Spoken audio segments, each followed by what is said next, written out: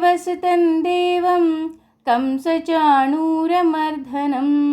देवकी परमानन्दं कृष्णं वन्दे जगद्गुरुं ಶ್ರೀಕೃಷ್ಣಂ Vande ಜಗದ್ಗುರುಂ.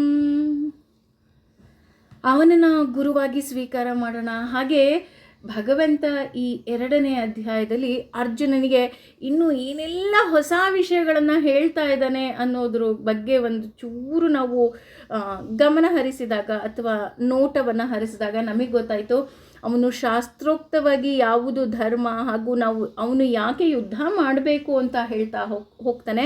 At the same time 1ನೇ ಅಧ್ಯಾಯದಲ್ಲೇ ಹೇಳಿಬಿಟ್ಟಿದ್ದಾನೆ, ಕುಲಸ್ಥ ಕಶ್ಮಲಮಿದಂ, ನಿನ್ನ ಆಲೋಚನೆ ಏನಿದೆ ಅದು ಕಶ್ಮಲಕ್ಕೆ ಸಮ ಆಗಿದೆ ಅಂತ ಒಂದು ಹೊಡೆದು ಹೇಳಿದ ಹಾಗೆ ಅರ್ಜುನ ನನ್ನನ್ನು ಶಿಷ್ಯನನ್ನಾಗಿ ಸ್ವೀಕಾರ ಮಾಡು ಅಂತ ಕೇಳ್ತಾನೆ.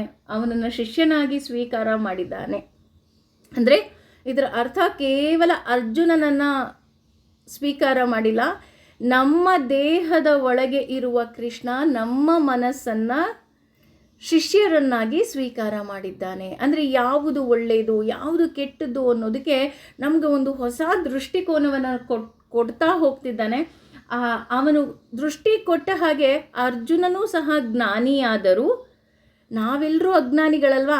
ಹಾಗಾಗಿ ಅವನು ಕೇಳ್ತಾನೆ, ಹಾಗಿದ್ರೆ ದೇವರನ್ನ ಕಂಡವರು ಹೇಗಿರ್ತಾರೆ, ಅವಧೂತರು ಅಂತ ಏನು ಎಲ್ಲರೂ ಹೇಳ್ತಿದ್ದಾರೆ, ಆ ಅವಧೂತರು ಹೇಗಿದ್ದಾರೆ ಅಂತ ಅರ್ಜುನ ಕೇಳ್ತಾನೆ. ಅದಕ್ಕೆ ತಕ್ಕ ಹಾಗೆ ಕೃಷ್ಣ 56ನೇ ಶ್ಲೋಕದಲ್ಲಿ ಹೇಳ್ತಾ ಹೋಗ್ತಾನೆ, ಅವರಿಗೆ ಯಾವತ್ತೂ ಸಹ ಕೋಪ ಬರೋದಿಲ್ಲ, ಅದು ಮೊದಲ ಅಪರೋಕ್ಷ ಜ್ಞಾನಿಯ ಲಕ್ಷಣ. ಅಪರೋಕ್ಷ ಜ್ಞಾನಿ ಅಂದರೆ ದೇವರನ್ನ ಕಂಡವರು.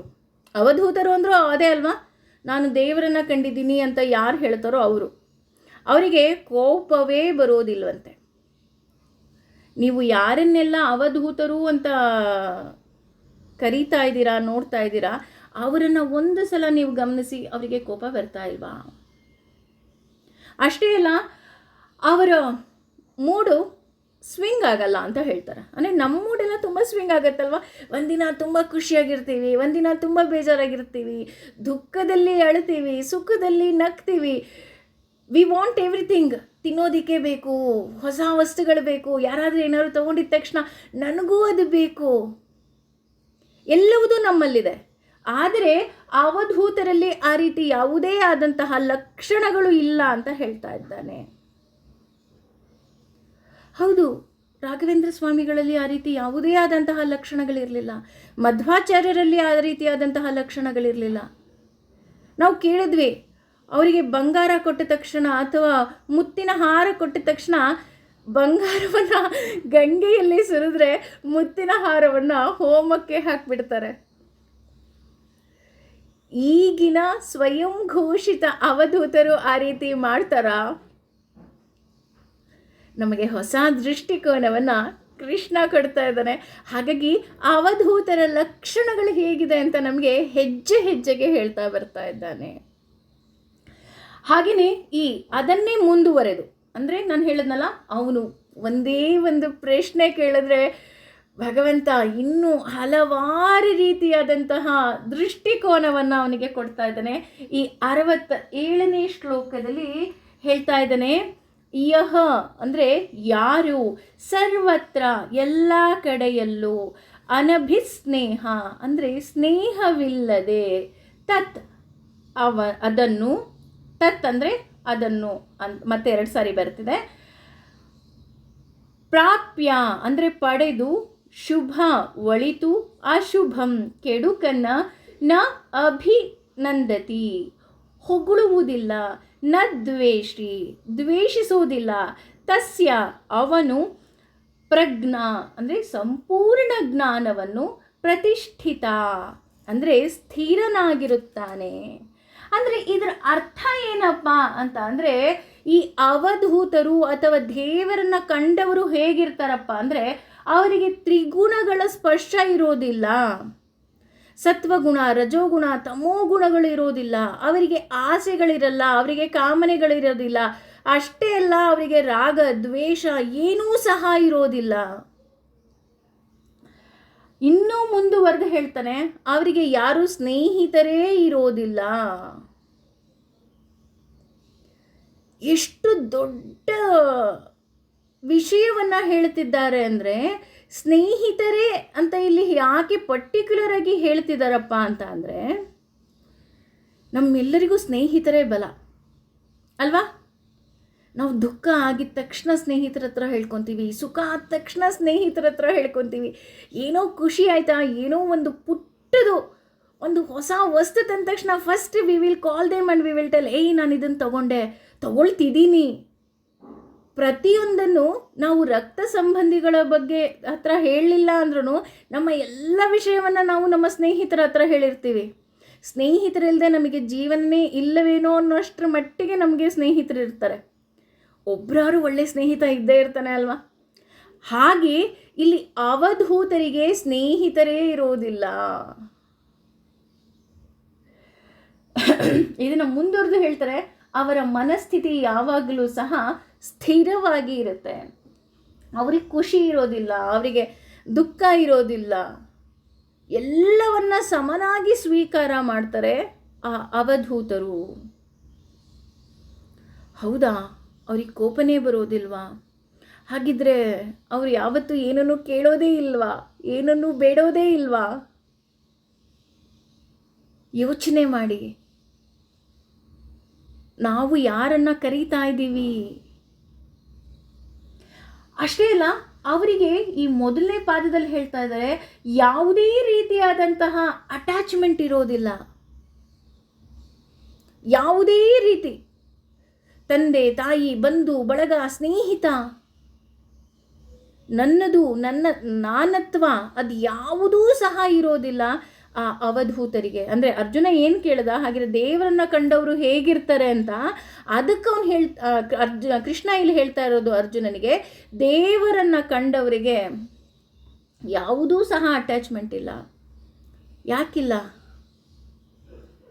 ಯಾಕೆ ಅಂತ ಅಂದರೆ, ಹೇಳ್ತೀವಲ್ಲ, ತೊರೆದು ಜೀವಿಸಬಹುದೇ ಹರಿ ನಿನ್ನ ಚರಣಗಳ ಅನ್ನೋ ಹಾಗೆ ಅವನು ಒಂದೇ ಒಂದು ಕ್ಷಣ ದೇವರನ್ನು ನೋಡಿದ್ದಾನೆ ಅಂದರೆ ಅವನಿಗೆ ದೇವರು ಬಿಟ್ಟು ಇನ್ಯಾವುದೂ ಬೇಡ. ಉದಾಹರಣೆ, ಈಗ ಇದನ್ನು ಯಾವ ರೀತಿ ನಮಗೆ ಅರ್ಥ ಆಗೋ ಹಾಗೆ ತಗೋಬೋದು ಅಂತ ಅಂದರೆ, ನಮ್ಮ ಮನೇಲಿ ಅಮ್ಮ ತುಂಬ ಚೆನ್ನಾಗಿ ಹೋಳಿಗೆ ಮಾಡ್ತಾಳೆ ಅಂತ ಅಂದ್ಕೊಳ್ಳೋಣ.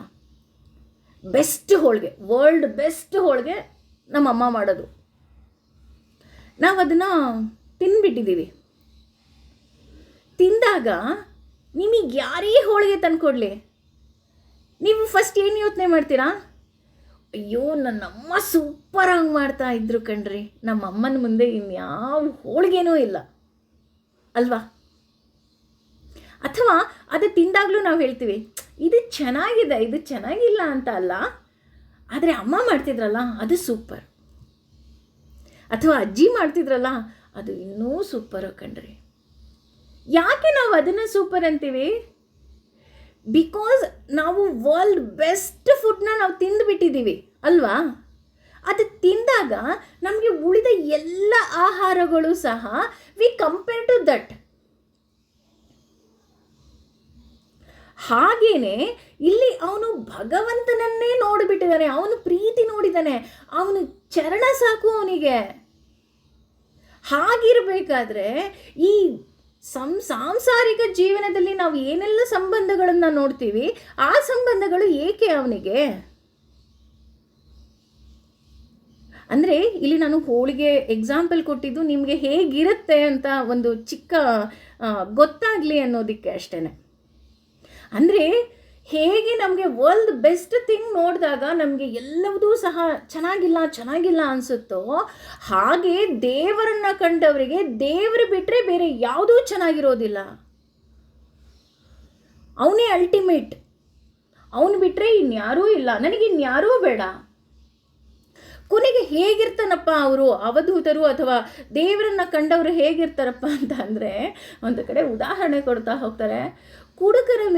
ಕುಡುಕನಿಗೆ ಬಟ್ಟೆ ಮೇಲೆ ಹೇಗೆ ಅವನಿಗೆ ಪರಿವೇ ಇರೋದಿಲ್ಲ, ಹಾಗೆ ಇವರಿಗೆ ದೇಹದ ಮೇಲೂ ಸಹ ಪರಿವೇ ಇರೋದಿಲ್ಲ.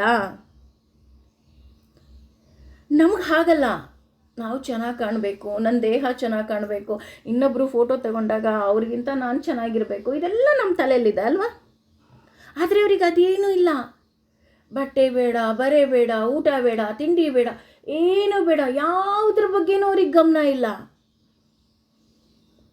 ಅವ್ರಿಗೆ ಒಂದೇ ಆಸೆ, ಒಂದೇ ಗುರಿ, ಭಗವಂತ ನೀನು ನನಗೆ ಬೇಕು. ಒಂದು ಸಲ ನೀನೇನು ದರ್ಶನವನ್ನು ಕೊಟ್ಟೆ, ನನ್ನನ್ನು ಬೇಗ ನಿನ್ನ ಹತ್ರ ಕರ್ಕೊಂಬಿಡು, ನನಗೆ ಅದು ಬಿಟ್ಟು ನನಗೆ ಇನ್ನೇನೂ ಬೇಡ. ಕುಡುಕನ ಮೇಲೆ ಬಟ್ಟೆ ಎಕ್ಸಾಂಪಲ್ ಕೊಟ್ಟಿದ್ದು ಆ ಥರನ ಅಂತ ಅನ್ಕೋಬೇಡಿ. ಅಂದರೆ ಅವರಿಗೆ ಕುಡುಕನಿಗೆ ಕುಡಿತದ ಮತ್ತಿನಿಂದ ಅವನಿಗೆ ಮತ್ತು ಬಂದಿರುತ್ತಷ್ಟೇ. ಆದರೆ ಇವರಿಗೆ ಆ ಭಗವಂತ ಅನ್ನೋ ಆ ರಸ ಏನಿದೆ ಅದನ್ನು ಸೇವಿಸಿ ಅವರಿಗೆ ಈ ಪ್ರಾಪಂಚಿಕ ಸುಖದಲ್ಲಿ ಯಾವುದೇ ರೀತಿಯಾದಂತಹ ಆಸೆ ಆಸಕ್ತಿಗಳು ಇರೋದಿಲ್ಲ. ಆದರೆ ಈಗಿನ ಕಾಲದ ಸೋ ಕಾಲ್ಡ್ ಅವರಿಗೆ ಬಟ್ಟೆಗೆ ಪ್ರಾಶಸ್ತ್ಯವನ್ನು ಕೊಡ್ತಾರೆ, ಅವರ ಅಲಂಕಾರಕ್ಕೆ ಪ್ರಾಶಸ್ತ್ಯವನ್ನು ಕೊಡ್ತಾರೆ. ಹಾಗಿದ್ರೆ ಇವರೆಲ್ಲ ಅವಧೂತರಾ? ನಮಗೆ ಪ್ರಶ್ನೆ. ಇಲ್ಲಿ ನಾನು ಯಾರ್ದು ಹೆಸರು ತಗೊಳ್ತಾ ಇಲ್ಲ, ನಿಮಗೇನೆ ಚಿಂತನೆ ಮಾಡೋದಕ್ಕೆ ಬಿಡ್ತಾ ಇದ್ದೀನಿ. ಅಂದರೆ ಇಲ್ಲಿ ಕೃಷ್ಣ ಭಗವದ್ಗೀತೆಯಲ್ಲಿ ಹೇಳ್ತಾ ಇದ್ದಾನೆ, ತೊರೆದು ಜೀವಿಸಬಹುದೇ ಹರಿ ನಿನ್ನ ಚರಣಗಳ ಅನ್ನೋ ಹಾಗೆ ಆ ಭಗವಂತನನ್ನು ಕಂಡವರು ಅಥವಾ ಭಗವಂತನಿಗೆ ಹತ್ತಿರವಾದವರು ಭಗವಂತನನ್ನು ಬಿಟ್ಟು ಯಾವುದೇ ರೀತಿಯಾದಂತಹ ಆಸೆ ಆಕಾಂಕ್ಷೆಗಳಿಗೆ ಅವರು ಆಸೆಯೇ ಪಡೋದಿಲ್ಲ. ಅವ್ರು ಏನೇ ಕೊಟ್ಟರು ಅಷ್ಟೇ ಯಾವುದಕ್ಕೂ ಅಂಟ್ಕೊಳ್ಳೋದಿಲ್ಲ. ಉದಾಹರಣೆ ನಾನು ಒಂದ್ಸಲ ಹೇಳಿದ್ನಲ್ಲ, ಋಷಿಗಳ ಆಶ್ರಮಕ್ಕೆ ಒಬ್ಬ ಹಸು ತಂದು ಕೊಡ್ತಾನೆ. ಹಸು ತಂದು ಕೊಟ್ಟ ತಕ್ಷಣ ಗುರುಗಳಂತಾರೆ, ಹೌದಾ ಒಳ್ಳೇದಾಯಿತು ಬಿಡಪ್ಪ, ಆ ಹಸುವಿನಿಂದ 4 ಜನಕ್ಕೆ ಹಾಲು ಕುಡಿಯೋದಕ್ಕೆ ಅನುಕೂಲ ಆಗತ್ತೆ. ಗುರುಗಳೇ ಹಸು ಕಳೆದೋಯ್ತು, ಹೌದಾ ಅಪ್ಪ ಹೋಗಲಿ ಬಿಡಪ್ಪ, ಸಗಣಿ ಬಾಚದ್ ತಪ್ಪಿತು. ಅಂದರೆ ಅವ್ರಿಗೇನೂ ಅಟ್ಯಾಚ್ಮೆಂಟ್ ಇಲ್ಲ. ಹಸು ಬಂತು ಅಂತ ಖುಷಿನೂ ಇಲ್ಲ, ಹಸು ಕಳೆದೋಯ್ತು ಅಂತ ದುಃಖನೂ ಇಲ್ಲ. ಆ ರೀತಿಯಾದಂತಹ ಮನಸ್ಥಿತಿಯಲ್ಲಿ ಇರ್ತಾರೆ ಭಗವಂತನನ್ನು ಕಂಡವರು. ಇದಕ್ಕೆ ಇನ್ನೊಂದು ಕಡೆ ಒಂದು ಉದಾಹರಣೆ ಕೊಡ್ತಾ ಹೋಗ್ತಾರೆ. ಒಬ್ಬಳು ದಾಸಿ ಇರ್ತಾಳೆ. ಆ ದಾಸಿ ರಾಜಕುಮಾರಿಯ ಹಾಸಿಗೆಯನ್ನು ರೆಡಿ ಮಾಡ್ತಾ ಇರ್ತಾಳೆ. ಎಷ್ಟು ಚೆನ್ನಾಗಿರುತ್ತಪ್ಪ ಆ ಹಾಸಿಗೆ ಅಂದರೆ, ಮೃದುವಾಗಿರುತ್ತಂತೆ, ಸುಗಂಧ ಭರಿತವಾದಂತಹ ಪರ್ಫ್ಯೂಮ್ಗಳನ್ನು ಹಾಕಿರ್ತಾಳೆ, ಹೂಗಳಿಂದ ಅಲಂಕೃತವಾಗಿರುತ್ತೆ, ತಂಪಾದ ಗಾಳಿ ಬರ್ತಾ ಇರುತ್ತೆ, ಮೆತ್ತನೆ ಹಾಸಿಗೆ, ಅದು ಮುಟ್ಟಿದ ತಕ್ಷಣ ವಾವ್ ಅನ್ನೋ ಹಾಗಿರುತ್ತೆ. ಅವಳಿಗೆ ಅರಿವಿಲ್ಲದೆ ಒಂದು ಸಲ ಅದು ಮುಟ್ಟಿದ ತಕ್ಷಣ ಅವಳಿಗೆ ಅಲ್ಲಿ ನಿದ್ದೆ ಮಾಡಿಬಿಡ್ತಾಳೆ. ಅದು ನೋಡಿದ ತಕ್ಷಣ ರಾಜಕುಮಾರಿ ಬಂದುಬಿಡ್ತಾಳೆ. ಬಂದು ಅವಳಿಗೆ ಹೊಡಿತಾಳೆ. ಎಷ್ಟು ಹೊಡಿತಾಳೆ ಅಂದರೆ, ಒಬ್ಬ ಮನುಷ್ಯನಿಗೆ ಎಷ್ಟು ಹೊಡಿಬೋದೋ ಅಷ್ಟು ಹೊಡಿತಾಳಂತೆ. ಅವಳು ಫಸ್ಟ್ ಅಳ್ತಾಳೆ, ಆಮೇಲೆ ಜೋರಾಗಿ ನಗೋದಕ್ಕೆ ಶುರು ಮಾಡಿಬಿಡ್ತಾಳಂತೆ. ರಾಜಕುಮಾರಿ ಹೊಡೆದ ಹಂಗೂ ಅವಳು ನಗಕ್ಕೆ ಶುರು ಮಾಡಿಬಿಡ್ತಾಳೆ. ರಾಜಕುಮಾರಿಗೆ ಇನ್ನೂ ಕೋಪ ಬಂದುಬಿಡುತ್ತೆ. ಅಲ್ಲ, ನಾನು ಇವಳಿಗೆ ಹೊಡಿತಾ ಇದ್ದೀನಿ, ಇವಳು ನಗ್ತಾ ಇದ್ದಾಳಲ್ಲ. ಆಗ ಅವಳು ಹೇಳ್ತಾಳೆ, ಹೌದು ನಾನು ದಾಸಿಯಾಗಿ ಮಲಗಬಾರ್ದಾಗಿತ್ತು, ನಂದು ತಪ್ಪಾಗಿದೆ, ಇಲ್ಲ ಅಂತ ನಾನು ಹೇಳ್ತಾ ಇಲ್ಲ. ಆದರೆ ಒಂದೇ ಒಂದು ನಿಮಿಷ ನಾನು ಮೈ ಮರೆತು ಮಲಗಿದ್ದಕ್ಕೆ ನನಗೆ ಇಷ್ಟೊಂದು ಶಿಕ್ಷೆ ಕೊಡ್ತಾ ಇದೆಯಲ್ಲ. ಹಾಗಿದ್ರೆ ನೀನು ಪ್ರತಿನಿತ್ಯ ಮಲಗ್ತೀಯಲ್ಲ, ನಿನಗಿನ್ನೆಷ್ಟು ಭಗವಂತ ಇನ್ಯಾವ ರೀತಿ ಶಿಕ್ಷೆ ಕೊಡ್ಬೋದು ಅಂತ ನಗ್ತಾಳಂತ. ಅಂದರೆ ಇದರ ಅರ್ಥ ಏನು ಅಂದರೆ, ಹೌದು ಅದು ರಾಜಮಹಲ್ಲೇ, ಅದು ರಾಜ್ಕುಮಾರಿ ಕೋಣೆನೇ, ಅದು ರಾಜ್ಕುಮಾರಿ ಮಲಗಬೇಕಾಗಿದ್ದೆ. ಅಂದರೆ ಇಲ್ಲಿಯ ಆಸೆಗೆ ನೀನು ಒಳಪಟ್ಟು ನೀನು ನನಗೆ ಹೊಡಿತಿದೀಯಾ ಅಂತ ಅಂದರೆ, ಹಾಗಿದ್ರೆ ಈ ಪ್ರಪಂಚ ಏನಿದೆ ಇದೂ ಸಹ ನಿನ್ನದಲ್ಲ ಅಲ್ವಾ? ಹೇಳ್ತಾ ಹೋಗ್ತಾರೆ, ನಾವು ಹೇಗಿರಬೇಕಪ್ಪ ಅಂತ ಅಂದರೆ, ಶ್ರೀಮಂತರ ಮನೆ ಕೆಲಸದವಳು ಹಾಗಿರ್ಬೇಕಂತೆ. ಎಲ್ಲ ಸೌಲಭ್ಯ ಇರುತ್ತೆ ಅವಳಿಗೆ, ನೋಡೋದಿಕ್ಕೆ ಅಲ್ವಾ, ನೋಡೋದಿಕ್ಕಿರುತ್ತೆ, ಅನುಭವಿಸೋದಿಕ್ಕಲ್ಲ, ನೋಡೋದಿಕ್ಕೆ.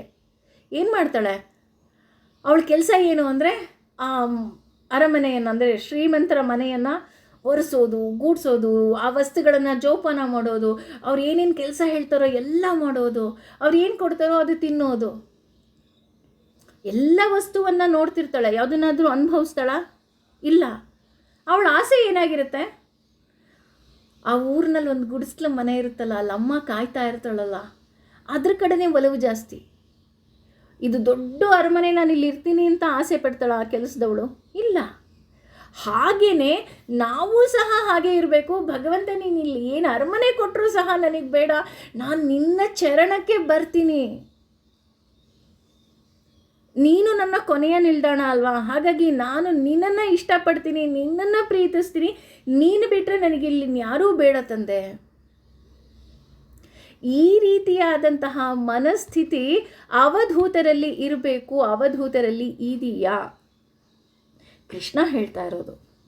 ಹಾಗಾಗಿ ಈ 57ನೇ ಶ್ಲೋಕದಲ್ಲಿ ಹೇಳ್ತಾ ಇದ್ದಾನೆ, ಅವರಿಗೆ ಯಾವುದೇ ರೀತಿಯ 57ನೇ ಶ್ಲೋಕದಲ್ಲಿ ಹೇಳ್ತಾನೆ, ಅವರಿಗೆ ಯಾವುದೇ ರೀತಿಯಾದಂತಹ ರಾಗ ದ್ವೇಷ ಯಾವುದೂ ಇಲ್ಲ.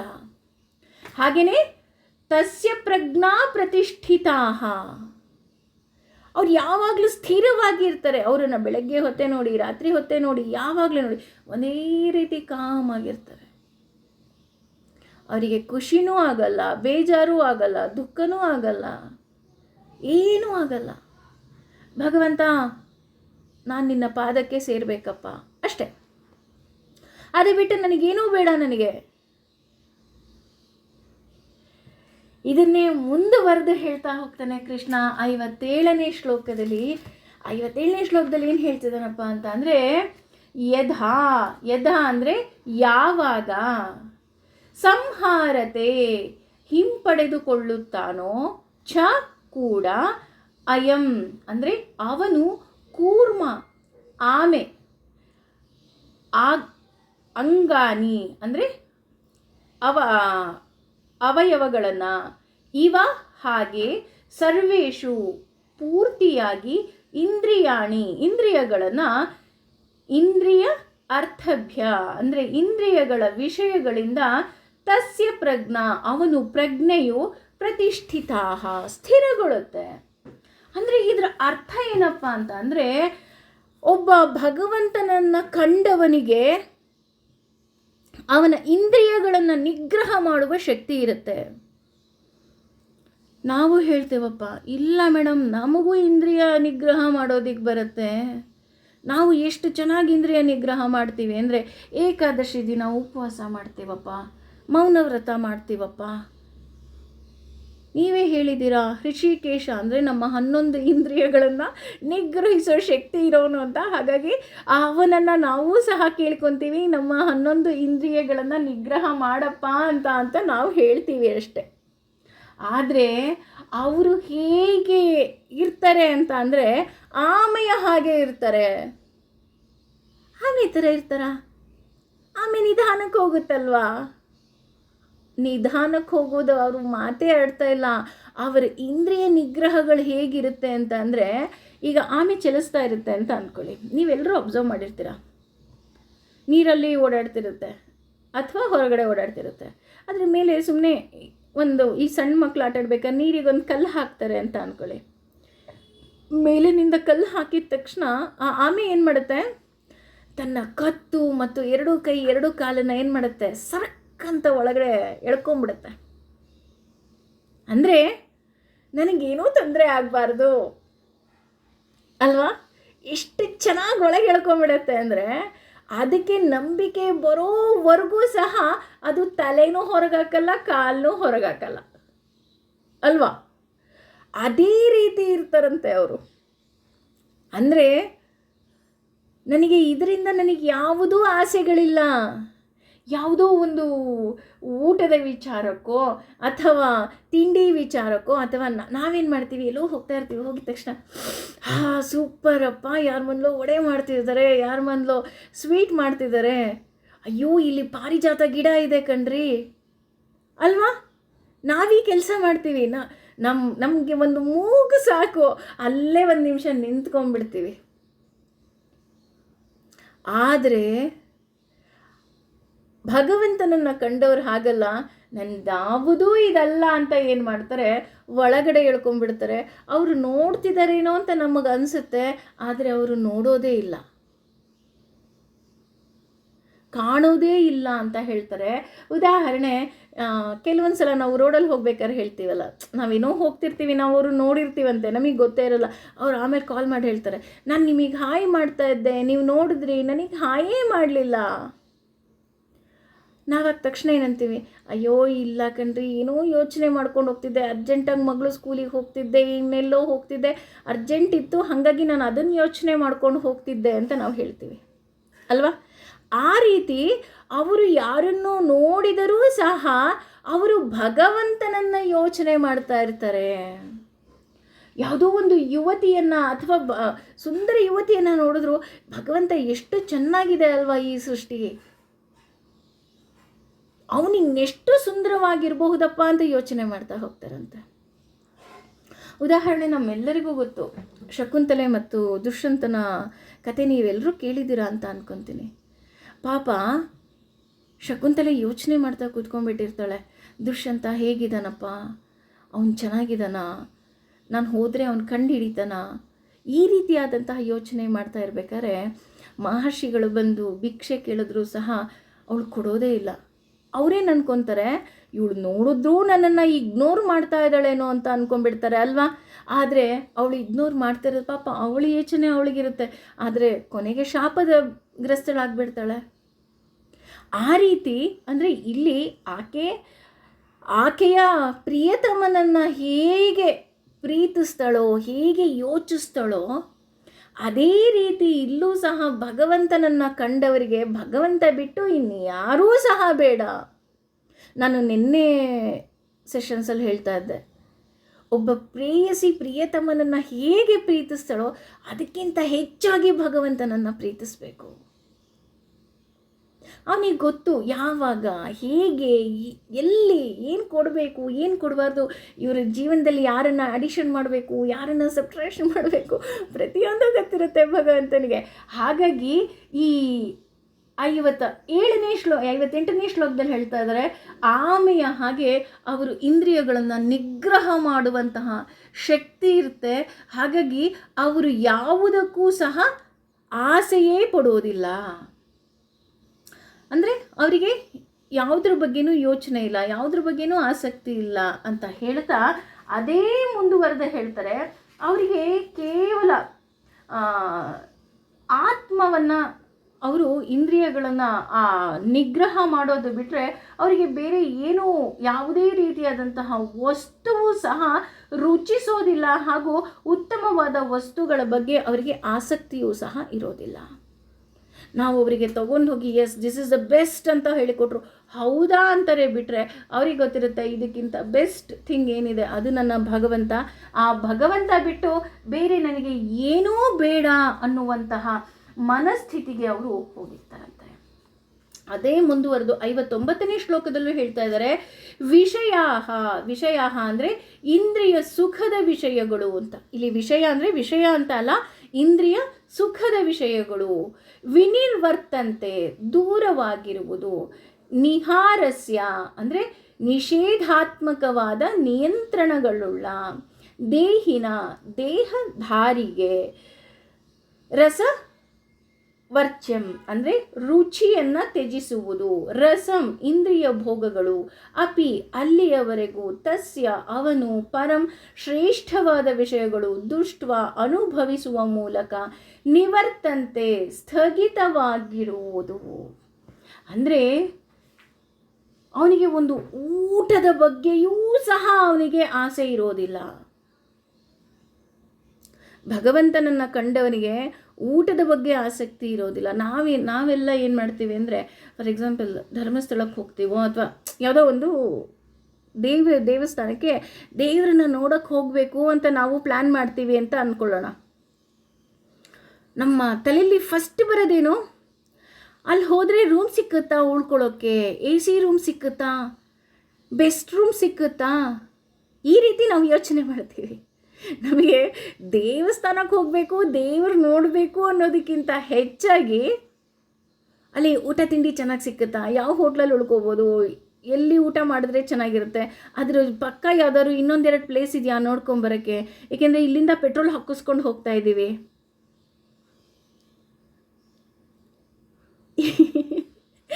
ನೋಡಿ, ಅಂದರೆ ನಾವು ಪ್ರತಿನಿತ್ಯ ಮಾಡುವಂತಹ ಕೆಲಸಗಳೇ, ಎಲ್ಲರೂ ಮಾಡುವಂಥ ಕೆಲಸ, ನಾನು ಸಹ ಇದೇ ಕೆಲಸವನ್ನು ಮಾಡ್ತೀವಿ. ಆದರೆ ಇಲ್ಲಿ ಭಗವಂತನ ಬಗ್ಗೆ ಪ್ರೀತಿ ಇತ್ತಾ ಅಥವಾ ಅಲ್ಲಿ ಎಂಜಾಯ್ ಮಾಡೋದು ಜಾಸ್ತಿ ಇತ್ತಾ? ಆಮೇಲೆ ಪಾಪ ಕೊನೆಗೆ ಭಗವಂತನ ಬೈಯೋದು ಕೂತ್ಕೊಂಡು, ಭಗವಂತ ನಾನು ನಿನಗೆ ಬಂದು ಇಷ್ಟು ದೂರದಿಂದ ಆ ದೇವಸ್ಥಾನಕ್ಕೆ ಬಂದ್ರೂ ನನಗೇನು ಒಳ್ಳೆಯದಾಗಲಿಲ್ಲ ಅಲ್ವಾ? ಅಂದರೆ ನಾವಿಲ್ಲಿ ದೇವರನ್ನ ನೋಡಬೇಕು ಅನ್ನೋ ಜಿಜ್ಞಾಸೆ ಇರೋರು, ಅಂದರೆ ಅದು ಒಂದು ರೀತಿ ಆಸೆನೇ, ದೇವರು ನೋಡಬೇಕು ಅನ್ನೋದು. ಆದರೆ ಇಲ್ಲಿ ದೇವರನ್ನು ನೋಡೋ ಆಸೆಗಿಂತ ಹೆಚ್ಚಾಗಿ ಏನಾಗೋಗಿದೆ, ನಮ್ಮ ಇಂದ್ರಿಯಗಳ ಆಸೆ ಹೆಚ್ಚಾಗೋಗಿದೆ. ಅಲ್ಲಿ ಯಾವ ಹೋಟ್ಲಲ್ಲಿ ತಿಂಡಿ ಬೆಸ್ಟ್ ಸಿಕ್ಕುತ್ತೆ, ಊಟ ಎಲ್ಲಿ ಬೆಸ್ಟ್ ಸಿಕ್ಕುತ್ತೆ, ಉಳ್ಕೊಳ್ಳೋಕ್ಕೆ ಒಳ್ಳೆ ಹೋಟೆಲ್ ಸಿಕ್ಕುತ್ತಾ, ಮಲ್ಕೊಳ್ಳೋಕೆ ಒಳ್ಳೆ ಹಾಸಿಗೆ ಇರುತ್ತಾ, ಸ್ನಾನ ಮಾಡೋಕ್ಕೆ ಬಿಸಿನೀರು ಸಿಕ್ಕುತ್ತಾ, ನೋಡಿ ಅಲ್ವಾ? ನಮ್ಮ ಯೋಚನೆ ಸರಿ ಇದೆಯಾ? ಆದರೆ ಭಗವಂತನನ್ನು ಕಂಡವರಿಗೆ ಅದಾವುದರ ಪರಿಜ್ಞಾನವೂ ಇರೋದಿಲ್ಲ. ಅವರ ಆಸೆ ಒಂದೇ, ಹೋಗಬೇಕು, ಅಲ್ಲಿ ಭಗವಂತ ಪ್ರತಿಷ್ಠಾಪನೆ ಆಗಿದ್ದಾನೆ, ಭಗವಂತನನ್ನು ನೋಡಬೇಕು. ಜಾಗ ಸಿಕ್ಕಲಿಲ್ವಾ, ಅಲ್ಲೇ ಜಗಲಿ ಮೇಲೆ ಮಲ್ಕೊಂಡು ನಿದ್ದೆ ಮಾಡಿ ಬಂದರಾಯಿತು. ವೆಹಿಕಲ್ ಸಿಕ್ಕಲಿಲ್ವಾ, ನಡ್ಕೊಂಬಂದರಾಯಿತು. ನಮ್ಮ ಶಂಕರಾಚಾರ್ಯರು ಪಾದಯಾತ್ರೆಯಲ್ಲೇ 4 ಕಡೆ ಪೀಠವನ್ನು ಪ್ರತಿಷ್ಠಾಪನೆ ಮಾಡ್ತಾರೆ. ಅವ್ರು ಕಾರಲ್ಲಿ ಹೋಗಿದ್ರಾ, ಬಸ್ಸಲ್ಲಿ ಹೋಗಿದ್ರಾ, ಅಥವಾ ಯಾವ್ಯಾವ ಹೋಟೆಲ್ ಬುಕ್ ಮಾಡ್ಕೊಂಡು ಹೋಗಿದ್ರಾ?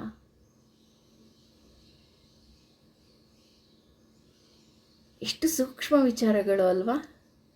ನಾವು ಯಾವತ್ತೂ ನಮ್ಮನ್ನು ನಾವು ಆ ರೀತಿಯಾದಂತಹ ಯೋಚನಾ ಶೈಲಿಯನ್ನು ಮಾಡೋದೇ ಇಲ್ಲ. ಅದಕ್ಕೆ ಹೇಳಿದ್ದು, ಭಗವದ್ಗೀತೆಯಲ್ಲಿ ಕೃಷ್ಣ ನಮ್ಮ ಕಣ್ಣಿನ ಆಪರೇಷನ್ ಮಾಡ್ತಾ ಇದ್ದಾನೆ, ನೋಡು ನೀನು ಈ ಥರದ ದೃಷ್ಟಿಕೋನದಲ್ಲಿ ನೀನು ನೋಡೇ ಇಲ್ಲ ಅಲ್ವಾ?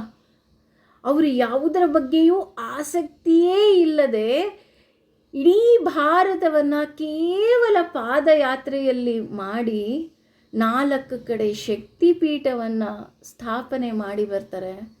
ಅವರಿಗೆ ಭಗವಂತನ ಅನುಗ್ರಹ ಆಗತ್ತೆ, ತಾಯಿಯ ಅನುಗ್ರಹ ಆಗತ್ತೆ. ನಾವು ಯಾವ ಹೋಟ್ಲಲ್ಲಿ ತಿಂಡಿ ತಿನ್ಬೋದು, ಯಾವ ಹೋಟ್ಲಲ್ಲಿ ಊಟ ಮಾಡ್ಬೋದು, ಬಸ್ಸಲ್ಲಿ ಹೋಗಬೇಕಾ, ಕಾರಲ್ಲಿ ಹೋಗಬೇಕಾ, ಬೆಸ್ಟ್ ಡ್ರೈವ್ ಬೇಕು, ಬೆಸ್ಟ್ ಪ್ಲೇಸ್ ಬೇಕು. ನಾವೇನು ಆಸೆ ಪಡ್ತಾ ಇದ್ದೀವಿ? ಚೆನ್ನಾಗಿರೋ ಊಟ ಬೇಕು, ಚೆನ್ನಾಗಿರೋ ಹೋಟೆಲ್ ಬೇಕು, ಚೆನ್ನಾಗಿ ಬೆಡ್ ಇರಬೇಕು. ಅದನ್ನು ನಮಗೆ ಕೊಡ್ತಾ ಇದ್ದಾನೆ ಭಗವಂತ. ನಾವು ಕೇಳ್ತಾ ಇದ್ದೀವ ಭಗವಂತನಿಗೆ, ಇದು ಯಾವುದಿಲ್ಲ ಅಂದರೂ ನಾನು ನಿನಗೆ ಬಂದ್ಬಿಟ್ಟು ನಾನು ನಿನ್ನನ್ನು ನೋಡ್ಕೊಂಡು ಹೋಗ್ತೀನಪ್ಪ ಅಂತ? ಹೇಗೆ ಭಗವಂತ ಒಳ್ಳೇದು ಮಾಡೋದಕ್ಕೆ ಸಾಧ್ಯ? ಅವಧೂತರ ಲಕ್ಷಣ ಹೀಗಿರುತ್ತೆ. ಅವ್ರು ಯಾವತ್ತೂ ಸಹ ಯಾವ ವೆಹಿಕಲ್ ಬೇಕು ಅಂತನೋ, ಅಥವಾ ಅವ್ರ ಮನೆಗೆ ಬಂದರೆ ಕಾಣಿಕೆ ಎಷ್ಟು ಬರುತ್ತೆ ಅಂತನೋ, ಅಥವಾ ಯಾವ ಸೌಕರ್ಯಗಳು ಸಿಕ್ಕುತ್ತೆ ಅಂತನೋ ಅವ್ರು ಯೋಚನೆನೇ ಮಾಡೋದಿಲ್ವಂತೆ. ಇದನ್ನು ನಾನು ಹೇಳ್ತಾ ಇಲ್ಲ, ಕೃಷ್ಣ ಹೇಳ್ತಾ ಇರೋದು. ಇಲ್ಲಿ ಅವರಿಗೆ ಊಟದ ಬಗ್ಗೆಯೂ ಸಹ ಆಸಕ್ತಿ ಇರೋದಿಲ್ಲ. ಅವರು ಇಲ್ಲಿ ಊಟದ ಬಗ್ಗೆ ಆಸಕ್ತಿ ಇಲ್ಲ ಅಂದ ತಕ್ಷಣ ನಾವೇನು ಅಂದ್ಕೊಂಡ್ಬಿಡ್ತೀವಿ, ನಾನು ಅಷ್ಟೇಪ್ಪ ಇವತ್ತು ಉಪವಾಸ ಮಾಡಿಬಿಡ್ತೀನಿ, ಉಪವಾಸ ಮಾಡಿಬಿಟ್ರೆ ನನಗೂ ಸಹ ಊಟದ ಬಗ್ಗೆ ಆಸಕ್ತಿನೇ ಇಲ್ಲ. ಊಟ ಮಾಡಿದ್ರೆ ತಾನೇ ಈಗ ಕೆಲವ್ರು ಇರ್ತಾರೆ, ಊಟನೇ ಮಾಡದೆ ಹೇಗಾಗಿ ಹೋಗಿರ್ತಾರಪ್ಪ ಅಂದರೆ ಅವ್ರಿಗೆ ಕಣ್ಣು ಬಿಡೋಕ್ಕಾಗಲ್ಲ, ನಾವೇನು ಮಾತಾಡಿದ್ರೂ ಕೇಳೋದಕ್ಕಾಗೋದಿಲ್ಲ, ಅಥವಾ ಅವ್ರಿಗೆ ಎದ್ದು ಬರೋದಕ್ಕೂ ಆಗೋದಿಲ್ಲ. ನೋಡಿ, ಇಲ್ಲೂ ಅದೇ ರೀತಿ ಅಲ್ವಾ? ಅವರಿಗೆ ನೋಡೋಕ್ಕೆ ಆಸಕ್ತಿ ಇಲ್ಲ, ಕೇಳೋಕ್ಕೆ ಆಸಕ್ತಿ ಇಲ್ಲ, ನಡೆಯೋಕ್ಕೆ ಆಸಕ್ತಿ ಇಲ್ಲ, ಯಾವ ವಿಚಾರದಲ್ಲೂ ಆಸಕ್ತಿ ಇಲ್ಲ. ಆದರೆ ಇಲ್ಲಿ ಇವರಿಗೆ ಯಾಕೆ ಹಾಗಾಗಿದೆ ಅಂದರೆ ನಿಶಕ್ತಿಯಿಂದ ಆಗಿದೆ ಅಷ್ಟೇ. ಹಾಸ್ಪಿಟ್ಲಲ್ಲಿ ಪೇಷಂಟ್ಸ್ ಇರ್ತಾರಲ್ಲ, ಆ ಥರ ಆಗಿದ್ದಾರೆ ಅಷ್ಟೇ. ಅವ್ರಿಗೆ ಚೆನ್ನಾಗಿ ಊಟ ತಿಂಡಿ ಕೊಟ್ಟಿದ ತಕ್ಷಣ ಕಣ್ಣು ಚೆನ್ನಾಗಿ ಕಾಣುತ್ತೆ, ಕಿವಿನೂ ಚೆನ್ನಾಗಿ ಕೇಳುತ್ತೆ, ಅವ್ರು ಎಲ್ಲದೂ ಕೇಳಿಸ್ಕೊಳ್ತಾರೆ. ಆದರೆ ಅವಧೂತರು ಎಲ್ಲ ಚೆನ್ನಾಗಿದ್ದರೂ ಸಹ ಯಾವುದರ ಬಗ್ಗೆಯೂ ಸಹ ಅವರಿಗೆ ಆಸೆನೇ ಇರೋದಿಲ್ಲ. ಅಷ್ಟೇ ಅಲ್ಲ, ಇಲ್ಲಿ ರಸ ಅಂತ ತಗೊಳ್ತಾ ಇದ್ದಾರೆ. ರಸ ಅಂತ ಅಂದರೆ ಆಸೆ ಅಂತ.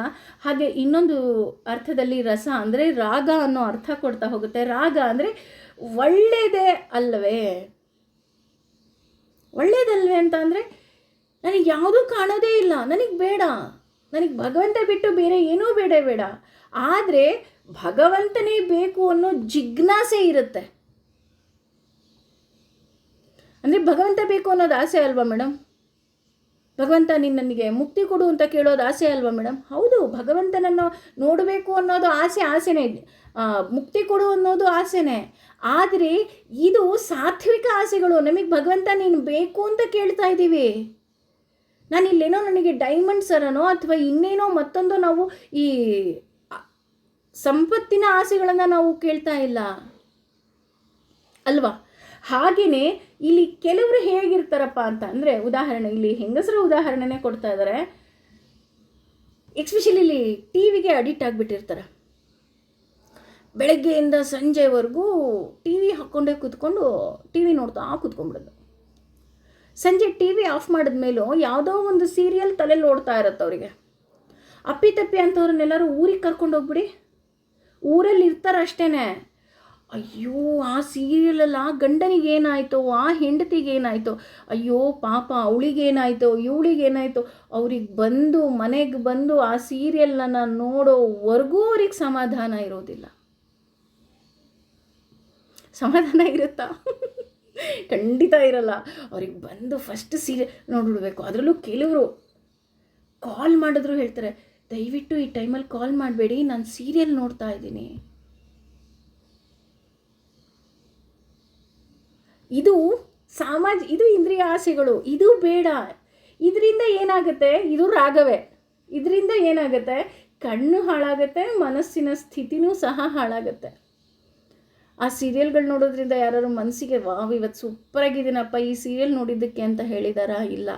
ಆ ಸೀರಿಯಲಲ್ಲಿ ಹೀರೋಯಿನ್ ಹತ್ತಿದ ತಕ್ಷಣ ಇವರು ಅಳ್ತಾರೆ, ಅವಳೇನೋ ಆದ ತಕ್ಷಣ ಮನೇಲಿ ಪಾಪ ಗಂಡಂಗೂ ಹೇಳ್ತಾರೆ, ಅಯ್ಯೋ ರೀ ಇವತ್ತು ಈ ಸೀರಿಯಲಲ್ಲಿ ಹೀಗಾಯ್ತು ರೀ. ಆದರೆ ಇದು ಮನರಂಜನೆ ಅಲ್ಲ ಅಂತ ಹೇಳ್ತಾ ಹೋಗ್ತಾರೆ. ಮನರಂಜನೆ ಅಂದರೆ ಅರ್ಥ ಏನಪ್ಪ ಅಂತಂದರೆ ನಮಗೆ ಅದರಿಂದ ಖುಷಿ ಸಿಕ್ಕಬೇಕು.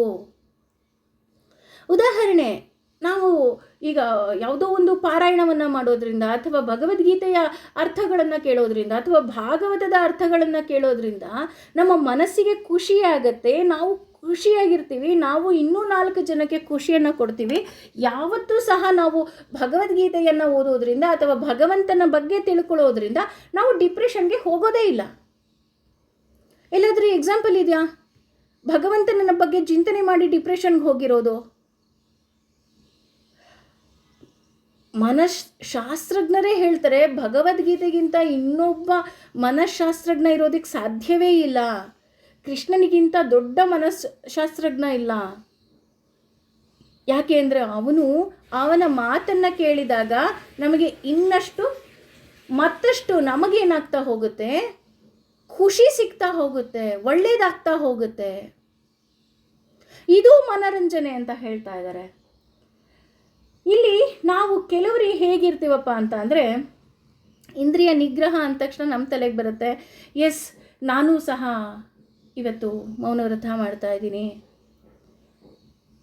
ನಾನು ಇವತ್ತು ಮಾತಾಡ್ತಾ ಇಲ್ಲ ನೋಡಿ, ನಾನು ಇವತ್ತು ಮಾತಾಡೋದೇ ಇಲ್ಲ, ಏಕೆಂದರೆ ಇವತ್ತು ನಾನು ಮೌನವ್ರತ ಮಾಡ್ತಾ ಇದ್ದೀನಿ.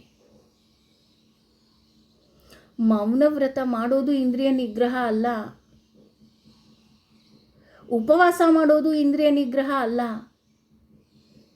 ಏನು ಮೇಡಮ್ ಈ ಥರ ಹೇಳಿಬಿಟ್ರಿ, ಮೌನವ್ರತ ಮಾಡಿದ್ರೆ ಇಂದ್ರಿಯ ನಿಗ್ರಹ ಅಲ್ಲ ಅಥವಾ ಉಪವಾಸ ಮಾಡಿದ್ರೆ ಇಂದ್ರಿಯ ನಿಗ್ರಹ ಅಲ್ಲ. ನೀನು ಉಪವಾಸ ಮಾಡ್ತಾ ಇದೆಯಾ? ಉಪವಾಸ ಮಾಡಬೇಕಾದ್ರೆ ನೀನು ಊಟದ ಬಗ್ಗೆ ಚಿಂತನೆ ಮಾಡಬಾರ್ದಂತೆ. ಎಸ್ ಇವತ್ತು ನಾನು ಏಕಾದಶಿ, ಇವತ್ತು ಫುಲ್ ಉಪವಾಸ ಇದ್ದೀನಿ, ನಾಳೆ ದ್ವಾದಶಿ ದಿನ ಒಳ್ಳೆ ಪಾಯಸ ಮಾಡ್ಕೊಂಡು ಊಟ ಮಾಡಿಬಿಡೋಣ ಅಥವಾ ಚಿತ್ರಾನ್ನದ ಜೊತೆ ಹಪ್ಪಳ ಕರ್ಕೊಳ್ಳೋಣ, ಈ ಯೋಚನೆ ಬರಬಾರ್ದು. ಇದು ಇಂದ್ರಿಯ ನಿಗ್ರಹ. ಅಥವಾ ನೀನು ಮೌನವ್ರತದಲ್ಲಿ ಇದ್ದೀಯಾ? ಎಸ್ ಓಹೋ ಇವತ್ತು ನಾನು ಮೌನವ್ರತದಲ್ಲಿ ಇದ್ದೀನಿ, ಇವತ್ತು ನನ್ನ ಫೋನಲ್ಲಿ ಇಷ್ಟು ಕಾಲ್ಸ್ ಬಂದಿದೆ, ನಾಳೆ ಇವರಿಷ್ಟು ಜನಕ್ಕೆ ನಾನು ಕಾಲ್ ಮಾಡಿ ಇಷ್ಟು ಜನದ ಹತ್ರ ಮಾತಾಡಬೇಕು. ಇದು ಇಂದ್ರಿಯ ನಿಗ್ರಹ ಅಲ್ಲ. ಮೌನಾಚರಣೆ ಅಂದರೆ ಅರ್ಥ ಏನು ಅಂತ ಅಂದರೆ ಮನಸ್ಸಿನ ಆಲೋಚನೆಗಳ ಮೇಲೆ ಕಂಟ್ರೋಲ್ ಇಟ್ಕೋಬೇಕು. ನನ್ನ ಮನಸ್ಸು ಯೋಚನೆ ಮಾಡ್ತಾ ಇರುತ್ತೆ, ಎಸ್ ನಾನು ಇವ್ರ ಹತ್ರ ಹೀಗೆ ಮಾತಾಡಬೇಕು, ಅವ್ರ ಹತ್ರ ಹಾಗೆ ಮಾತಾಡಬೇಕು, ಇವ್ರು ನನಗೆ ಬೈದರು, ಅವ್ರು ನನಗೆ ಹೊಗಳಿದ್ರು. ಈ ರೀತಿ ಆಲೋಚನೆಗಳನ್ನು ಏನು ನಾವು ಸ್ಥಗಿತಗೊಳಿಸ್ತೀವಿ ಅದು ನಿಜವಾದ ಮೌನವ್ರತ. ಇದಕ್ಕೆ ಭಾಗವತದಲ್ಲಿ ಒಂದು ಕಥೆಯ ಉದಾಹರಣೆಯನ್ನು ಹೇಳ್ತಾರೆ. ಭಾಗವತದಲ್ಲಿ ಒಬ್ಬ ಜಡಭರತ ಅಂತ ಒಬ್ಬನ ಕತೆ ಇರುತ್ತೆ. ಅವನು ಹೇಗಪ್ಪ ಅಂತ ಅಂದರೆ, ಇದು ತುಂಬ ಚಿಕ್ಕದಾಗಿ ಹೇಳ್ತಾ ಇದ್ದೀನಿ ಆ ಕಥೆನ. ಅವನ ಕೈಲಿ ಎಲ್ಲರೂ ಕೆಲಸ ಮಾಡಿಸ್ಕೊಳ್ತಾರಂತೆ. ಜಡಭರತ ಏನಿದ್ದಾನೆ ಅವನಿಗೆ ಎಲ್ಲರೂ ಕರೆದು ಅವನಿಗೆ ಮನೇಲಿ ಕೆಲಸ ಕೊಡ್ತಾ ಇರ್ತಾರಂತೆ. ಎಸ್ ನೀನು ಈ ಕೆಲಸ ಮಾಡು, ಸೌದೆ ಹೊಡಿ ಅಂತನೋ ಇನ್ನೊಂದೋ ಮತ್ತೊಂದು ಎಲ್ಲ ಕೆಲಸವನ್ನು ಮಾಡ್ತಾ ಇರ್ತಾನಂತೆ. ಅವನು ಭಗವಂತನನ್ನು ಕಂಡಿದ್ದಾನಂತೆ. ಭಗವಂತ ಅಂದರೆ ಅವನಿಗೆ ತುಂಬ ಇಷ್ಟ ಅಂತೆ. ಹಾಗಾಗಿ ಯಾರು ಏನೇ ಕೆಲಸ ಹೇಳಿದ್ರು ಸಹ ಅವನು ಕೆಲಸವನ್ನು ಮಾಡ್ತಾ ಇರ್ತಾನಂತೆ. ಅವನಿಗೆ ಪಾಪ ಕೆಲಸವೆಲ್ಲ ಮಾಡಾದ ಮೇಲೆ ಅವನಿಗೆ ತಿನ್ನೋದಕ್ಕೆ ಎಂಥ ಆಹಾರವನ್ನು ಕೊಡ್ತಿದ್ರಪ್ಪ ಅಂತ ಅಂದರೆ, ಹಳಸಿದ ಅನ್ನ ಅಥವಾ ಈ ಸೀದೋಗಿದ ಅನ್ನ ಅಂತಾರಲ್ಲ, ಆ ರೀತಿ ಸೀದೋಗಿದ ಅನ್ನ ಅಥವಾ ಈ ಹುಳ ತಿಂದಂತಹ ಅನ್ನ, ಯಾರೂ ತಿನ್ನೋದಕ್ಕೆ ಆಗೋದೇ ಇಲ್ಲ ಆ ಥರ ಆಹಾರವನ್ನು ಕೊಡ್ತಾ ಇದ್ರಂತೆ ಅವನಿಗೆ ಕೆಲಸ ಮಾಡಿದ್ಮೇಲೆ. ಆದರೂ ಸಹ ಅವನು ಅದನ್ನು ಸ್ವೀಕಾರ ಮಾಡ್ತಿದ್ನಂತೆ. ಭಗವಂತ ಇದು ನಿನ್ನ ಪ್ರಸಾದ, ನಾನು ಸ್ವೀಕಾರ ಮಾಡ್ತೀನಿ ಅಂತ ಸ್ವೀಕಾರ ಮಾಡ್ತಿದ್ದಂತೆ. ಅಂದರೆ ಇದರ ಅರ್ಥ ಏನು ಅಂತ ಅಂದರೆ, ಅವನು ಹಾಳಾಗಿ ತಿಂತಿದ್ದ ಅಂತ ಅಲ್ಲ, ಅವನಿಗೆ ನಾಲಿಗೆಯ ರುಚಿಯೇ ಇರಲಿಲ್ಲ. ಇಂದ್ರಿಯ ನಿಗ್ರಹ ಅಂದರೆ ಆ ರೀತಿ ಇರಬೇಕು. ಇಂದ್ರಿಯ ನಿಗ್ರಹದಲ್ಲಿ ಮೊದಲ ಕಥೆಯಾಗಿ ಜಡಭರತನ ಕಥೆ ಹೇಳ್ತಾ ಹೋಗ್ತಾರೆ. ಏನೇ ಕೊಟ್ಟರು ಪ್ರಸಾದ, ಹೌದಾ ಭಗವಂತ ಇವತ್ತು ನೀನು ನನಗಿದನ್ನು ಕೊಟ್ಟಿಯಾ, ಇದೇ ಮಹಾಪ್ರಸಾದ ತಂದೆ ಅಂತ ತಿಂತಾ ಇದ್ದಂತೆ ಅವನು. ನಾವು ತಿಂತೀವ? ಎಷ್ಟು ವ್ಯತ್ಯಾಸ ಇದೆ ಅಲ್ವಾ ನಮಗೆ ಅಂತ ಇಲ್ಲಿ ಗೊತ್ತಾಗ್ತಾ ಹೋಗುತ್ತೆ. ಹಾಗೆ ಖುಷಿಯಾಗಿ ಅದನ್ನು ತುಂಬ ಖುಷಿಯಾಗಿ ತಿಂತಿದ್ದಂತೆ. ಯಾಕೆಂದರೆ ಅವನಿಗೆ ನಾಲಿಗೆಯೇ ಇರಲಿಲ್ಲ. ಇದು ಅವಧೂತರ ನಿಜವಾದ ಲಕ್ಷಣ ಅಂತ ಹೇಳ್ತಾರೆ.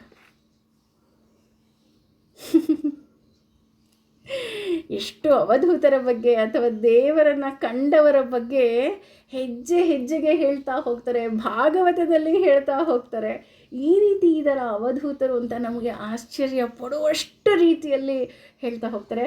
ಅದಕ್ಕೆ ಉದಾಹರಣೆಯಾಗಿ ನಮ್ಮ ರಾಘವೇಂದ್ರ ಸ್ವಾಮಿಗಳೇ ಹೇಳ್ತಾರೆ, ಎಕ್ಸ್ಪೆಷಲಿ ಊಟದ ವಿಚಾರದಲ್ಲಿ, ಆಹಾರದಲ್ಲಿ ಹೇಳ್ತಾರಂತೆ. ಆಹಾರವನ್ನು ಅವರಿಗೆ ನೋಡಬೇಕು ಅನಿಸೋದಿಲ್ವಂತೆ, ಮೂಸಬೇಕು ಅನಿಸೋದಿಲ್ವಂತೆ, ತಿನ್ನಬೇಕು ಅನಿಸೋದಿಲ್ವಂತೆ, ಅಥವಾ ಅದನ್ನು ಇಷ್ಟಪಡಬೇಕು ಅಂತ ಅನಿಸೋದಿಲ್ವಂತೆ. ಇದನ್ನು ಸ್ವತಃ ರಾಘವೇಂದ್ರ ಸ್ವಾಮಿಗಳೇ ಹೇಳಿದ್ದಾರೆ. ಯಾಕೆ ಹೇಳಿ ಅಂದರೆ, ಅವರು ಸಹ ಅವಧೂತರೆ. ಅವರಿಗೆ ಊಟ ಮಾಡಬೇಕು, ಇದು ತುಂಬ ನಾವು ಹಾಗಲ್ಲ, ಒಂದು ಸಲ ಸ್ಮೆಲ್ ಮಾಡಿ ಎಸ್ ಇದು ತುಂಬ ಚೆನ್ನಾಗಿದೆ, ಎಸ್ ಇನ್ನೊಂದು ಸಲ ತಿನ್ನಬೇಕು. ಈ ರೀತಿಯಾದಂತಹ ಸಾಮಾನ್ಯ ಜನರಿಗೆ ಈ ರೀತಿಯಾದಂತಹ ಆಸೆಗಳು ಬರುತ್ತೆ. ಆದರೆ ಅವಧೂತರಿಗೆ ಈ ರೀತಿ ಯಾವುದೇ ರೀತಿಯಾದಂತಹ ಆಸೆಗಳು ಬರುವುದಿಲ್ಲ. ಆಹಾರವನ್ನು ನೋಡಬೇಕು ಅನಿಸೋದಿಲ್ವಂತೆ, ಮೂಸಬೇಕು ಅನಿಸೋದಿಲ್ವಂತೆ, ತಿನ್ನಬೇಕು ಅನಿಸೋದಿಲ್ವಂತೆ, ಇಷ್ಟನೇ ಪಡೋದಿಲ್ವಂತೆ. ಯಾಕೆ ಅಂದರೆ ಅವ್ರಿಗೆ ಗೊತ್ತು, ಭಗವಂತ ಇದೆಲ್ಲದಕ್ಕಿಂತ ತುಂಬ ಸುಂದರವಾಗಿದ್ದಾನೆ, ಅವನು ನನ್ನನ್ನು ಒಂದೇ ಒಂದು ಕಣ್ಣು ದೃಷ್ಟಿ ಕೊಟ್ಟರೆ ಸಾಕು ಅಂತ ಹೇಳಬೇಕಂತೆ. ಹೇಳ್ತಾ ಹೋಗ್ತಾರೆ, ಎಷ್ಟು ಸಮಯ ನನಗೆ ಹರಿ ನಿನ್ನ ಚರಣದಲ್ಲಿ ಇಡ್ಸಪ್ಪ ಅಂತ ಅಂದರೆ, ಈ ನಾಗರ ಹಾವು ಆಡ್ತಾ ಇರುತ್ತಲ್ಲ, ನಮ್ಮೆಲ್ರಿಗೂ ಗೊತ್ತಲ್ಲ, ನಾಗರ ಹಾವು ಏನು ಮಾಡ್ತಾ ಇರುತ್ತೆ, ಪುಂಗಿ ಊದಿದಾಗ ಆ ಕಡೆಯಿಂದ ಈ ಕಡೆ, ಈ ಕಡೆಯಿಂದ ಆ ಕಡೆ ತಲೆಯನ್ನು ಅಲ್ಲಾಡಿಸ್ತಿರುತ್ತಲ್ಲ, ಅದ್ರ ಮೇಲೆ ಸಾಸಿವೆ ಕಾಳಿಟ್ಟರೆ ಎಷ್ಟು ಹೊತ್ತು ನಿಲ್ಲುತ್ತೋ ಅಷ್ಟು ಹೊತ್ತು ನೀನು ನನ್ನ ಮನಸ್ಸನ್ನು ನಿನಗೆ ಸ್ಥಗಿತಗೊಳಿಸು, ಅಷ್ಟೇ ಸಾಕು. ಏಕೆಂದರೆ ನಾವು ಮಾನವರು ವಾನರರ ಹಾಗೆ. ನಾವು ಅನ್ಕೊತೀವಿ ಅಷ್ಟೇ ಹನುಮ ವಾನರ ಅಂತ. ಹನುಮ ವಾನರ ಅಲ್ಲ, ನಾವು ವಾನರು. ಯಾಕೆಂದರೆ ನಮ್ಮ ಮನಸ್ಸು ಒಂದೇ ಒಂದು ಕ್ಷಣ ಭಗವಂತನ ಪಾದದಲ್ಲಿ ಇಡಿಸೋದಕ್ಕೆ ಸಾಧ್ಯವೇ ಇಲ್ಲ. ಆದರೆ ಹನುಮ ಆಗಲ್ಲ, ಪ್ರತಿಯೊಂದರಲ್ಲಿ ಭಗವಂತನನ್ನು ಕಾಣ್ತಾನೆ. ಸೀತಾಮಾತೆ ಒಮ್ಮೆ ಸಿಂಧೂರ ಹಚ್ಕೊಳ್ತಾ ಇರ್ತಾಳಂತೆ. ಕೇಳ್ತಾನಂತೆ ಆಂಜನೇಯ, ಯಾಕೆ ನೀನು ಸಿಂಧೂರ ಹಚ್ಕೊಳ್ತಾ ಇದೆಯಾ? ಆಗ ಸೀತಾಮಾತೆ ಹೇಳ್ತಾಳಂತೆ, ಇದರಿಂದ ನನ್ನ ಗಂಡನ ಆಯಸ್ಸು ವೃದ್ಧಿಸುತ್ತೆ, ಅಂದರೆ ರಾಮನ ಆಯಸ್ಸು ವೃದ್ಧಿಸುತ್ತೆ. ತಕ್ಷಣ ಹನುಮ ಹೋಗಿ ಅವನ ಮೈ ಪೂರ್ತಿ ಸಿಂಧೂರವನ್ನು ಹಚ್ಕೊಂಬಂದ್ಬಿಡ್ತಾರಂತೆ. ಎಲ್ಲರೂ ಕೇಳ್ತಾರಂತೆ, ಯಾಕೆ ಹನುಮ ಹೀಗೆ ಹಚ್ಕೊಂಬಂದಿದ್ಯಾ ಅಂದರೆ, ಅಯ್ಯೋ ಸೀತಾಮಾತೆ ಇಷ್ಟು ಹಚ್ಕೊಂಡು ರಾಮ ದೀರ್ಘಾಯುಸ್ ಆಗ್ತಾನೆ ಅಂತ ಹೇಳ್ತಿದ್ರು. ನಾನು ಅವನು ಭಕ್ತ ಅಲ್ವಾ, ಅದಕ್ಕೆ ನೋಡು ನನ್ನ ಮೈ ಪೂರ್ತಿ ಹಚ್ಕೊಂಬಂದಿದ್ದೀನಿ, ಹಾಗಿದ್ರೆ ರಾಮ ಇನ್ನೂ ದೀರ್ಘಾಯುಸ್ ಆಗ್ತಾನಲ್ವ ಅಂತ ಕೇಳ್ತಾನಂತೆ. ಅಂದರೆ ಅಷ್ಟು ನಿಷ್ಕಲ್ಮಶವಾದ ಭಕ್ತಿ ಇರಬೇಕು ಭಗವಂತನ ಮೇಲೆ ಅಂತ ನಮಗಿಲ್ಲ ಅಲ್ವಾ. ಇದನ್ನು ಭಕ್ತಿ ಅಂತ ಹೇಳಬೇಕಂತೆ, ಇದನ್ನು ಪ್ರೀತಿ ಅಂತ ಹೇಳಬೇಕಂತೆ. ಈ ರೀತಿಯಾದಂತಹ ಆಸೆಗಳಿರಬೇಕಂತೆ. ಹಾಗೆ ಇಂದ್ರಿಯ ನಿಗ್ರಹದ ಹಂತಗಳು ಹೇಗಿರಬೇಕಪ್ಪ ಅಂದರೆ, ನೋಡಿದರೂ ಸಹ ಮನಸ್ಸು ಹೋಗೋದಿಲ್ವಂತೆ. ನಮ್ಮ ಮನಸ್ಸು ಹಾಗಲ್ಲ. ಆಂಜನೇಯ ಅಂದ ತಕ್ಷಣ ಯಾವುದೋ ಒಂದು ಆಂಜನೇಯನ ದೇವಸ್ಥಾನಕ್ಕೆ ಹೋಗಿ ಕೂತ್ಕೊಂಡ್ಬಿಡ್ತು ಅಲ್ವಾ. ಆದರೆ ಇಲ್ಲಿ ಹೇಳ್ತಾ ಇದ್ದಾರೆ, ನೋಡಿದರೂ ಸಹ ಮನಸ್ಸು ನೋಡಲ್ವಂತೆ. ಅಕಸ್ಮಾತ್ ಮನಸ್ಸು ನೋಡಿದ್ರೂ ಸಹ, ಮನಸ್ಸಿಗೆ ಹೋದರೂ ಸಹ ಆ ಮನಸ್ಸು ಹಚ್ಕೊಳ್ಳೋದಿಲ್ವಂತೆ. ನಾವು ಹಾಗಲ್ಲ. ನಮಗೆಲ್ಲರೂ ಬೇಕು. ಅಯ್ಯೋ ನನ್ನ ಬೆಸ್ಟ್ ಫ್ರೆಂಡ್ ಇವತ್ತು ಮಾತಾಡಿಲ್ಲ, ಅಮ್ಮನ ಜೊತೆ ಮಾತಾಡಿಲ್ಲ ಅಲ್ವಾ. ಅದರ ಜೊತೆ ಅವರ ಮನಸ್ಸು ಹೇಗಿರುತ್ತೆ ಅಂದರೆ ಮಗುವಿನ ಹಾಗೆ ಶುದ್ಧವಾಗಿರುತ್ತಂತೆ. ಅವರಿಗೆ ಯಾವುದೇ ರೀತಿಯಾದಂತಹ ಆಸೆಗಳು ಇರೋದೇ ಇಲ್ವಂತೆ. ಮಗು ಹೇಗೆ ಇವತ್ತು ಅಮ್ಮ ಒಂದು ಪೆಟ್ಟು ಕೊಟ್ಟು ಕೋಪ ಮಾಡಿಕೊಂಡ್ರೂ ಸಹ ಇನ್ನೊಂದು ಕ್ಷಣಕ್ಕೆ ಅಮ್ಮ ನೀನೇ ಬೇಕು ಅಂತ ಓಡಿ ಬರುತ್ತೆ ಅಲ್ವಾ. ಅದು ಯಾವತ್ತಾದ್ರೂ ದ್ವೇಷ ಸಾಧಿಸಿದ್ಯಾ ನಿಮ್ಮ ಮೇಲೆ? ಅಮ್ಮ ನೀನು ಹೊಡೆದಿದ್ಯಾ, ಹೋಗು ನಾನು ನಿನ್ನನ್ನು ಮಾತಾಡ್ಸಲ್ಲ ಅಂತ ಯಾವತ್ತಾದರೂ ಹೇಳಿದ್ಯಾ? ತಮಾಷೆಗೆ ಒಂದು ಕ್ಷಣ ಹೇಳಿದ್ರು, ಹೌದಾ ಹಂಗಾರೆ ನಾನು ಹೋಗ್ತೀನಿ ಅಂದ ತಕ್ಷಣ ಅದು ಓಡಿ ಬಂದು ಹಿಂದ್ಗಡೆಯಿಂದ ತಬ್ಗೊಳುತ್ತೆ ಅಲ್ವಾ. ಆ ರೀತಿ ನಾವು ಭಗವಂತನನ್ನು ಮಗುವಿನ ಹಾಗೆ ಪ್ರೀತಿಸ್ಬೇಕಂತೆ.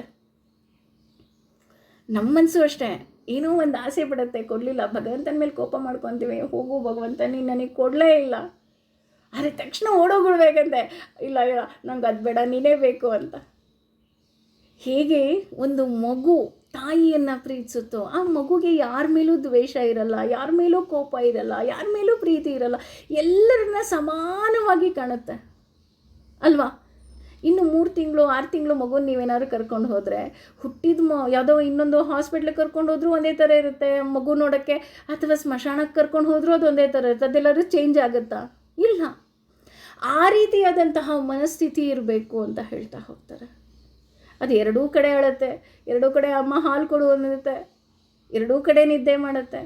ಅದಕ್ಕೆ ಯಾವ ಜಾಗ ಅನ್ನೋದಿಲ್ಲ, ಏನೂ ಅನ್ನೋದಿಲ್ಲ. ಆ ರೀತಿಯಾದಂತಹ ಇಂದ್ರಿಯ ನಿಗ್ರಹಗಳು ನಮಗೆ ಬರಬೇಕು. ಅದಕ್ಕೆ ಹೇಳೋದು ಶ್ವೇತೈರ್ಹೈರ್ಯುಕ್ತೆ ಅಂತ. ಬಿಳಿ ಬಣ್ಣದ ಕುದುರೆ ಹಾಗೆ ನಮ್ಮ ಇಂದ್ರಿಯಗಳಿರಬೇಕು ಅಂತ ಹೇಳ್ತಾರೆ.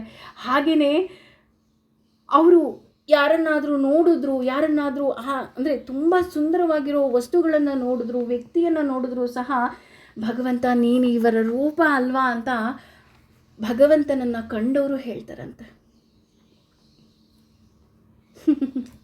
ಈ ರೀತಿ ಹೆಜ್ಜೆ ಹೆಜ್ಜೆಗೆ ಭಗವಂತ ಹೇಳ್ತಾ ಹೋಗ್ತಾನೆ, ಭಗವಂತನನ್ನು ಕಂಡವರು ಹೇಗಿದ್ದಾರೆ ಅಂತ.